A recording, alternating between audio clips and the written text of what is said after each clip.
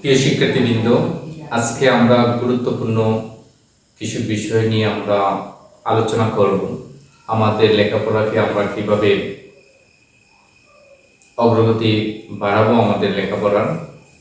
প্রথমে প্রিয় শিক্ষার্থীবৃন্দ, মনে করো আমরা একটি বিষয়ের উপরে দক্ষতা অর্জন করতে হলে আমাদেরকে যে বিষয়টা হিসাব করতে হবে। প্রথমত যদি আমি ইংরেজি বিষয়ের উপরে দক্ষতা অর্জন করতে চাই, তাহলে আমি একটু ইংরেজি বিষয় নিয়ে আমাদেরকে একটু চিন্তা করতে হবে, একটু হিসাব করতে হবে। মনে করো আমি ষষ্ঠ শ্রেণীর একজন শিক্ষার্থী হিসাবে যদি আমি হিসাব করি, প্রতিদিন আমি ইংরেজি বিষয়ের থেকে যদি আমি একটি ওয়ার্ড যদি আমি শিখে নিতে পারি, তাহলে আমার এক বৎসরে হচ্ছে আমাদের 365 দিন। তাহলে আমি এক বৎসরে প্রতিদিন যদি একটি করে ওয়ার্ড শিখে নিতে পারি, তাহলে এক বছরে আমি 365টি ওয়ার্ড শিখে নিতে পারলাম। এখন ষষ্ঠ থেকে যদি আমি দশম শ্রেণী পর্যন্ত চিন্তা করি, তাহলে ষষ্ঠ থেকে দশম শ্রেণী পর্যন্ত হচ্ছে আমার 5টি বছর। এই 5টি বছর যদি আমি প্রতিটি দিন একটি করে শিখি, তাহলে 5 বছরে আমার শেখা হবে। আমরা যদি 5 × 365 দিই, তাহলে আমাদের কি হবে? 1800। আমরা একটু হিসাব করে নেই। 365 ×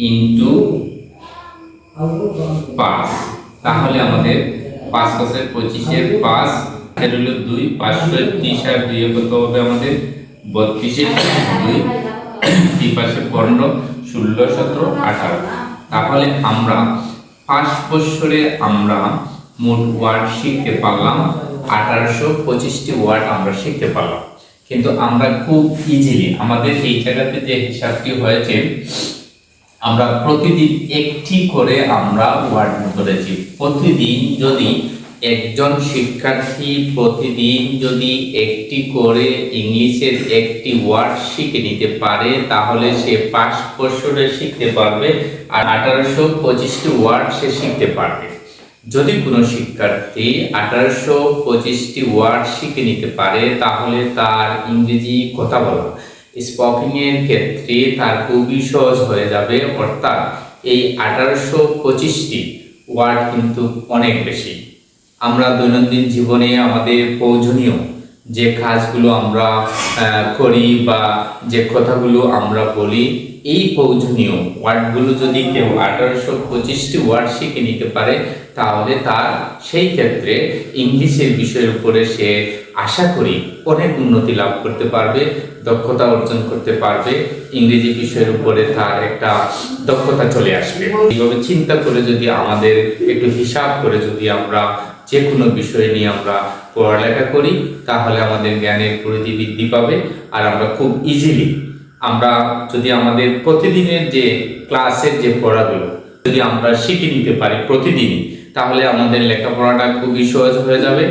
আর যদি আমাদের প্রতিদিনের ক্লাসের পড়াগুলো যদি আমরা জমা করে রাখি, তাহলে সেই ক্ষেত্রে আমরা কি করতে পারবো না, আমরা উন্নতি করতে পারবো না। কেননা হচ্ছে আমাদের প্রতিদিনের পড়াগুলো জমা হয়ে বিশাল হয়ে যাবে। সেই ক্ষেত্রে আমরা ভয় পাবো এবং আমরা সেই ক্ষেত্রে আমরা জ্ঞান অর্জন করতে পারবো না।